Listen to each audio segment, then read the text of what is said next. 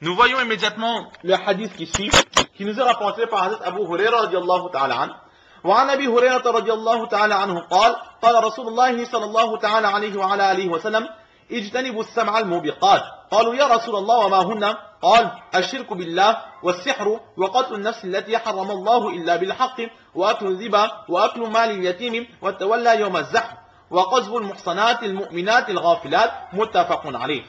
Hazrat Abu Huraira radiallahu ta'ala anhu, dont nous avons déjà vu la biographie précédemment, rapporte du Saint-Prophète sallallahu alayhi wa sallam qui dit: préservez-vous des 7 péchés destructeurs. Et les compagnons disent au prophète d'Allah: quels sont ces péchés? Le prophète sallallahu alayhi wa sallam de répondre que c'est l'association à Allah, la sorcellerie, le meurtre des innocents, utiliser de l'argent d'intérêt, usurper les biens de l'orphelin, fuir l'ennemi, fuir devant l'ennemi et accuser à tort les femmes musulmanes d'adultère. Muttafaqun alayh. Donc, dans ce hadith, le prophète sallallahu alayhi wa sallam a employé le as-sab' al-mubiqat, les 7 mubiqat. Dans le dictionnaire, si nous regardons mubiqat, la traduction sera donnée les 7 péchés. Mais littéralement, le mubiqat signifie destructeur. Les péchés qui détruisent notre âme et détruisent aussi notre corps. Notre âme et notre corps. Au début, le prophète sallallahu alayhi wa sallam, il a employé ce mot, ce terme, as-sab'ul mubiqat, préservez-vous des 7 destructeurs. Pourquoi? Pour mettre l'emphase sur la gravité de cela. Et ensuite, les compagnons d'eux-mêmes, ils ont posé cette question: ô prophète d'Allah, dis-nous qu'est-ce qui peut nous détruire, ces 7 choses qui vont nous détruire, quelles sont-elles? Et là, le prophète sallallahu alayhi wa sallam répond: ce sont ces péchés qui seront mentionnés. Hazrat Abdullah ibn Umar radiallahu ta'ala anhu dit qu'il y a en tout, en islam, 7 grands péchés. Nous avons déjà vu qu'il est difficile de mentionner tous les grands péchés dans leur intégralité. Hazrat Abdullah ibn Abbas radiallahu ta'ala anhu, quant à lui, dit qu'il y a en islam 70 péchés.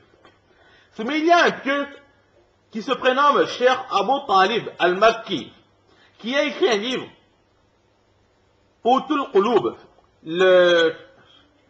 la subsistance du cœur.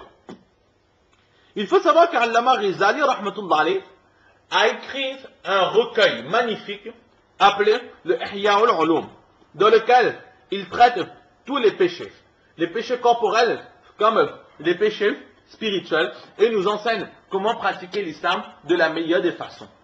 Eh bien, Mullah Ali Qali rahmatullah alayh, le commentateur de ce livre de Mishkat Sharif, dit que Allama Rizali rahmatullah alayh, pour écrire son livre de Ihya al-Ulum, il s'est basé sur les écrits de Cheikh Abu Talib al-Makki. Il s'est basé sur son livre, La subsistance du cœur, pour lui-même écrire son livre du Ihya al-Ulum. Alors l'auteur de la subsistance du cœur, Cheikh Abu Talib al-Makki, il dit qu'après avoir analysé tous les hadiths du Saint-Prophète sallallahu alayhi wa sallam, j'ai pu faire cette synthèse où l'on peut classifier les péchés en 7 catégories. La première catégorie, ce sont les péchés du cœur.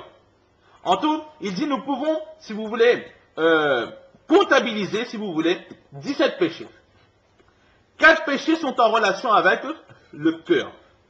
Ces 4 péchés sont l'association à Allah, la volonté constante d'accomplir les péchés, cette envie de faire les péchés, c'est aussi un péché. Vouloir faire un péché, c'est un péché selon Cheikh Abu Talib. Aussi, la personne qui perd espoir en la bénédiction et en la rahma d'Allah subhanahu wa ta'ala, c'est aussi un péché. Et la personne qui a cette certitude d'être protégée de la colère d'Allah subhanahu wa ta'ala. Cette personne qui est sûre d'elle, qui a cette fierté, cette confiance en elle, qu'elle a réussi et qu'elle sera protégée, préservée de la colère d'Allah subhanahu wa ta'ala.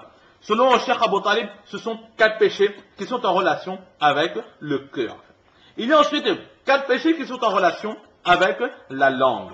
Le premier péché, ce sont le faux témoignage. Le deuxième péché, c'est accuser à tort d'adultère ceux qui sont purs. Le troisième péché en relation avec la langue, ce sont les sermons mensongers, donc les yamin ramos que nous avons déjà vus. Et enfin, le quatrième péché qui est en relation avec la langue, c'est la sorcellerie. Car pour faire la sorcellerie, il y a certaines formules, certaines paroles spécifiques à prononcer pour que la sorcellerie fasse effet, prenne effet. Ensuite, il dit qu'il y a trois péchés qui sont en relation avec le ventre. Le premier péché, c'est consommer des boissons alcoolisées. Le second péché, c'est usurper les biens de l'orphelin. Et le troisième péché, c'est utiliser de l'argent de l'intérêt. Nous dirons que usurper les biens de l'orphelin et utiliser l'argent de l'intérêt n'a rien à voir avec le ventre. Alors il faut savoir que à chaque fois que ces péchés ont été mentionnés, Allah subhanahu wa ta'ala a utilisé ce terme aklu ma'ali yatim, aklu ma'ali riba, manger l'argent de l'orphelin et manger l'argent de l'intérêt. Étant donné que par Allah le terme manger a été employé, c'est peut-être pour cela que Cheikh Abou Talib al-Makki a placé ces deux péchés dans ceux qui sont en relation avec le ventre. Il y a aussi cette possibilité d'explication que même si ce vol, cet abus sur les biens d'autrui ne se fait pas forcément avec nos membres, mais de par cet argent, de par ces biens, nous allons nous enrichir et avec cet argent illicite, nous achèterons nos vivres et donc nous mangerons ce qui est haram. Donc manger ce qui est haram aussi est un très grave péché. Donc ça fait 4 péchés du cœur, 4 péchés de la langue, 3 péchés du ventre, ça fait donc 11 péchés pour l'instant. 2 péchés avec nos parties privées. Le premier péché, ce sera l'adultère et le second péché, ce sera l'homosexualité. Allah subhanahu wa ta'ala nous en préserve. Ça fait 13 péchés. 2 péchés avec la main, le meurtre des innocents et le vol. Ça fait 15. Un péché avec les pieds, c'est fuir l'ennemi. Et enfin, le dernier péché, c'est un péché qui met le corps dans sa totalité en action pour pouvoir faire ce péché, tellement la gravité de ce péché est pour voir vraiment comment est-ce que ce péché il est grave. Alors, Cheikh Abou Talib al-Makki dit que c'est le corps en entier qui est de la désobéissance d'Allah subhanahu wa ta'ala lorsque ce péché est fait. Et ce péché, c'est quoi? C'est huququl walidain, la désobéissance des parents. Il faut savoir que lorsque l'on désobéit nos parents, alors c'est tout notre corps qui est de la désobéissance d'Allah subhanahu wa ta'ala. Notre pensée, notre langue, nos yeux, nos membres, tout notre corps est de la désobéissance d'Allah subhanahu wa ta'ala. Donc là c'est 17 péchés qu'a relaté Cheikh Abou Talib al-Makki dans son livre.